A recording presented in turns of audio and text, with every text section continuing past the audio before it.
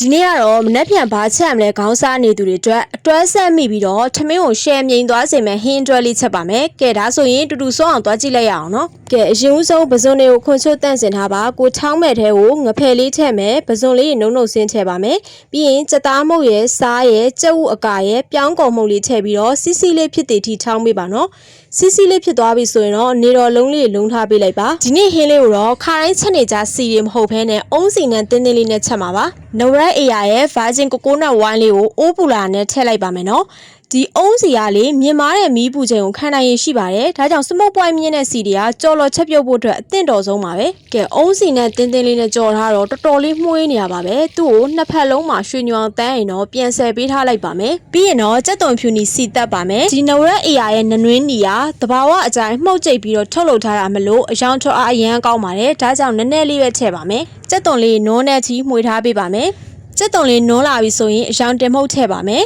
ဒီနဝရက်အရာအယောင်တင်မှုတ်ကငရုတ်တီးကနေထုတ်လုပ်ထားတာမဟုတ်ပါဘူးသူကအနက်တိုဈေးကိုကြိတ်ပြီးတော့တဘာဝတိုင်းထုတ်လုပ်ထားတာပါနည်းနည်းလေးထည့်ုံနဲ့အယောင်လေးကအရန်လှပါတယ်နော်သူကငရုတ်တီးကထုတ်လုပ်ထားတာမဟုတ်တော့အစာရင်သမားတွေနဲ့တော်တော်လေးအဆင်ပြေပါတယ်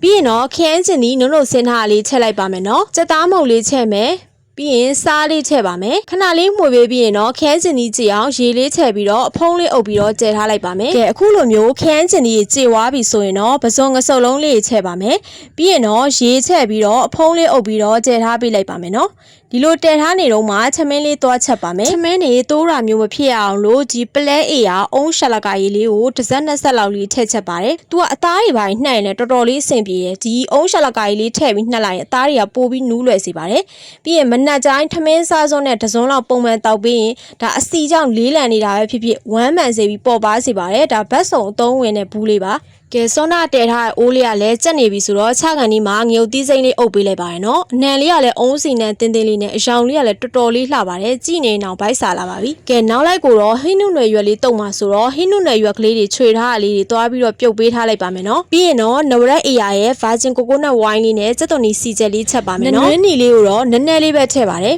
ကဲစီချက်ချက်ပြီးဆိုရင်တော့စားတုပ်ပါမယ်နော်ဟင်းနုနယ်ရွက်လေးတွေကိုကက်ကြီးလေးနဲ့ညှက်ထားပေးပါမယ်ပြီးရင်ကြက်သွန်နီလေးထည့်လိုက်ပါမြေပဲရဲ့ပဲမုတ်ရဲ့ထည့်ပါမယ်စားချုံမုတ်ထည့်ပါစီချက်ချက်ထားလေးထည့်လိုက်ပါနော်တံမြာရည်လေးညှက်ပြီးရင်တော့တေချာလေးနှံ့ဆောင်နေထားပေးလိုက်ပါ